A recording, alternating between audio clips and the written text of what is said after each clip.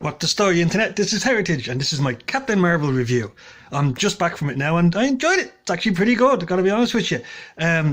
All the Brie Larson stuff, making a big twatter of herself. You are actually able to separate the actress from the role, and it's an enjoyable film. Now, it's got its flaws, but it's a solid 7 out of 10. That's what I got to give to it. Maybe at worst 6 out of 5. Its main problems are what it does to the MCU down the road, because this film, according to Kevin Feige, is supposed to be the start of the new direction about where they're going. So, taken in and of itself, it's an enjoyable, solid origin story. The story of Carol Danvers, the pilot that ends up on Hala, and the way it's structured is kind of back to front. She learns about who she is after she's been serving as a member of Star Force and the like. There's going to be spoilers in this, so if you're worried about that sort of stuff, that kind of does a bit messy, but it's solid. There's good humor in it. I thought she was actually quite charming in places.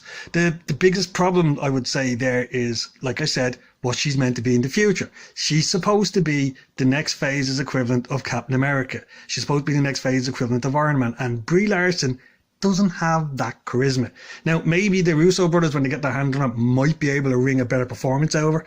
They might be able to, elevate her in the same way that they did with Black Widow. Because I've got to be honest with you, it really kind of stands out at the end when you see the after credit scene where the Avengers turn up, and the couple of moments of Scarlett Johansson there, she hacks her off the stage. She has gravitas, she has actual pathos. You got the sense of something really dramatic has happened, where it never really had that in Brie's film the all the way through it.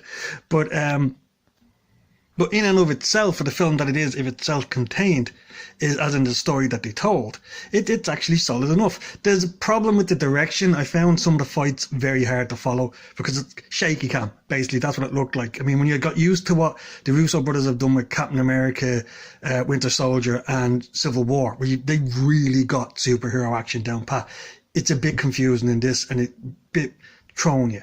But all in all, they tell the story, it does what it's supposed to do, and it gets you from A, B to C. And my big problem, like I said, is they kind of flunked Carol's moment. There's a bit at the end where she's supposed to be, you've seen the bit in the trailers where she's just standing up, she falls over on the go-kart thing, she stands up. She falls over on the beach, she stands up.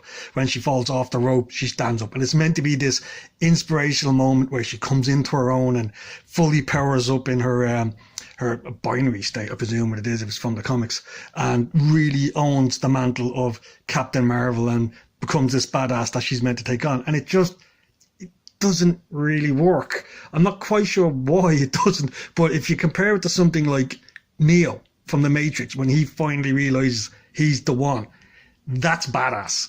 That scene where he takes on the agent, stops the bullets, takes out Agent Smith, and the other guys just run. It worked perfectly in that, and they were trying for that type of moment against the Kree, in particular Ronan, and I don't know, it just came off as kind of lame to me.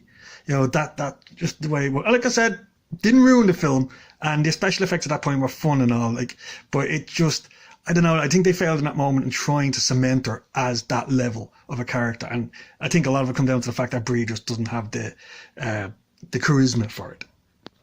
So, like I said, it's an enjoyable enough origin film. I can understand why so many people are going to go see it, although I'm going to get on to another video when I'll talk about the earnings on that.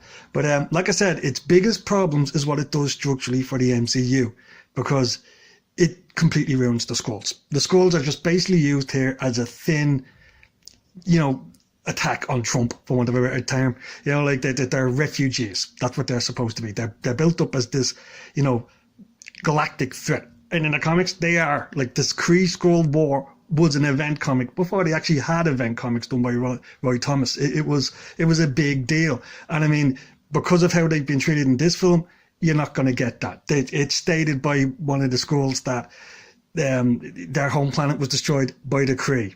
In the comics, it was eaten by Galactus, so we're not going to get that. What's worse is now, because Captain Marvel pretty much ends this film trying to find a new home for the Skrulls, we're not going to get Secret Invasion. That could have been a big storyline in the next phase of Marvel movies, you know, like, and it could have been done brilliantly. It could have been, you know, they actually illustrated in this movie itself. There's a certain character who was a Skrull and is revealed to be a Skrull, and it, you know, you didn't see it coming. It is done very well, and that could have been a whole series of movies of further down the line, maybe with Spider-Woman, you know, like in the like, because she was involved in the Secret Invasion storyline. We're just not going to get that now because they decided to use them as this throwaway attack on Trump and his government, and it's kind of pathetic, to be honest with you. The thing that's really annoying people as well is what's happened with Fury. Fury in this is basically the humour. He's the funny guy to be buddying around with Carol. And I'll be honest with you, they got great chemistry. I thought they worked very well. You know, like, and it was enjoyable to see, you know, some of the most charming parts of the film was their interactions. But problem is then it just completely neuters Fury as a badass. You know, like when we all remember in Winter Soldier when he said he lost his good eye. I think it was Winter Soldier, it might have been Avengers. He said he lost his good eye the last time he trusted somebody. In this, it's revealed it's taken out by the cat. Cat just basically scratches his eye. It gets infected down the road, I presume. And I mean, there's a scene at the end where he has to pick out fake eyes for himself. So, I mean, that really annoyed a lot of people. And it's kind of lowered his character there.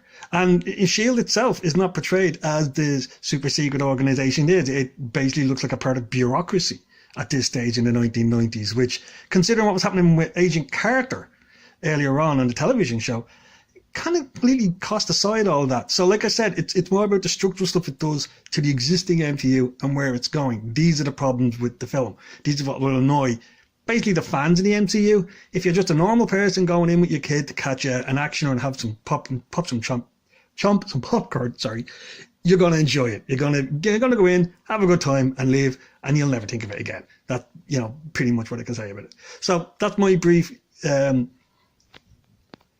review of Captain Marvel.